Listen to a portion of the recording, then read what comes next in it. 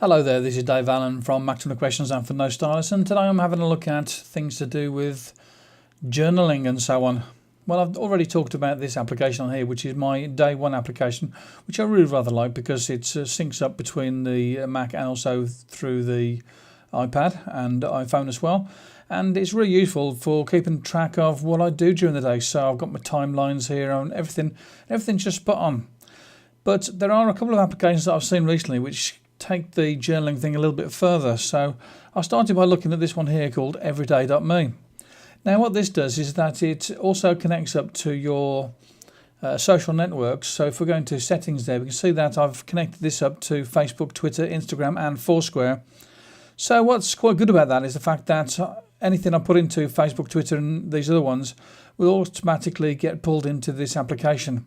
It does take a little bit of time before it gets synced up into the thing. It takes a while before it brings the posts in from Facebook or wherever else, but they will end up in there eventually, and it is quite possible for you to basically keep a track of what's going on with your social network and also link it up with some journaling as well. So if I go back to the home page on this again, so for instance with this here, I can actually sort of do a journal on this here, and this is not going to go into any of the social networks, it's just a journal.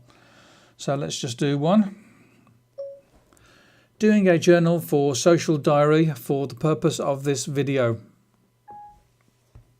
And I can put little smiley faces on there. So let's put a smiley face on there. And I can tag it. So let's tag it to video. That's one of the things that's quite good about it, is that if you want to just keep a track of everything, so that you want to have all your different types of journals and Facebook posts and Twitter things all sort of tagged, then you can do that. Now if I tap on this, okay, so now I've got it tagged so that all the ones there that are tagged with video are in there. So that can be quite useful if you want to keep track of things that you've been doing and a specific type of event. And as I say, it brings in all this stuff from Facebook and Twitter and all that sort of stuff, so it's quite useful.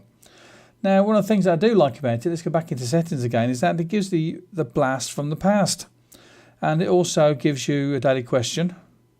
So that's generally to remind you to do something with everyday.me, which is quite useful. I have that in day one, where it reminds me a certain number of times per day so that I can remember to actually sort of do some journaling. So it keeps me honest, keeps me sort of making sure that I actually do some recording of what it is I'm doing, so I keep myself working and not skiving off and doing things I shouldn't be doing. So the blast from the past is quite nice. Let's have a look and see if we can find one of those in my mail application. Do a search. Here's the blast from the past that it sends out. So it tells me, so last year, 1 year ago, and then it's got 3 years ago. So it's quite interesting if you want to sort of, gosh, what was I doing 3 years ago? Well, I had a really severe haircut with a tennis ball head. So that's what I did 3 years ago. The things we talk about online now. So there you go. That's something that you can do with everyday.me, and it's quite interesting. It's a nice little feature that it has there.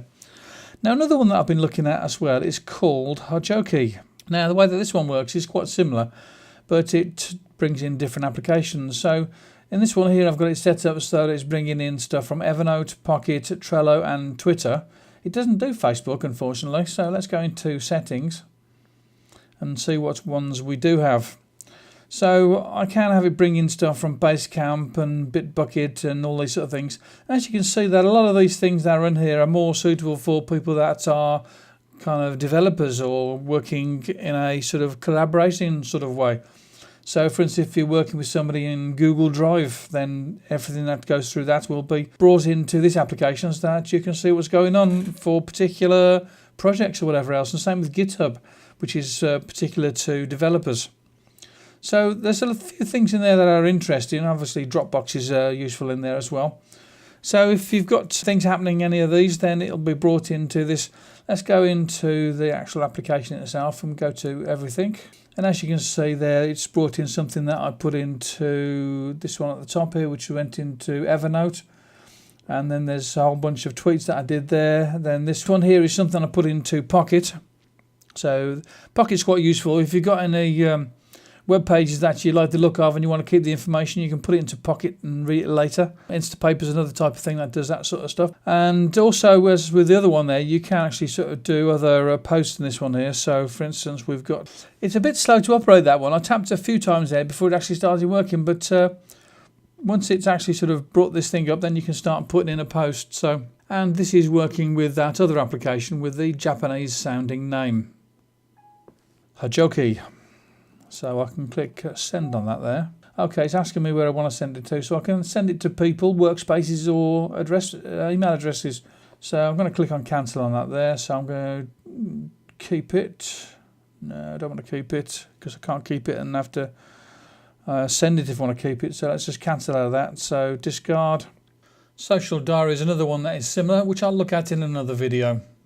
So there you go. We've had a look at a few little things there that you can use for doing some sort of pulling in of all your stuff from social networks or from other things such as Pocket or from Dropbox or wherever else you want to bring things in and sort of see it all in one place. So I think if you're looking for some applications which will bring together all of your social networks or some of the other applications and have them all in one place and also allow you to possibly do some collaboration type stuff, then one of these applications might just fit your bill.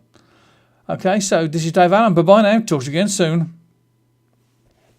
Thanks for watching the video, and why don't you check out the other videos. Here's two of them. There's one video there and one video there that you can click on and go and have a look at now. And don't forget that you can also subscribe.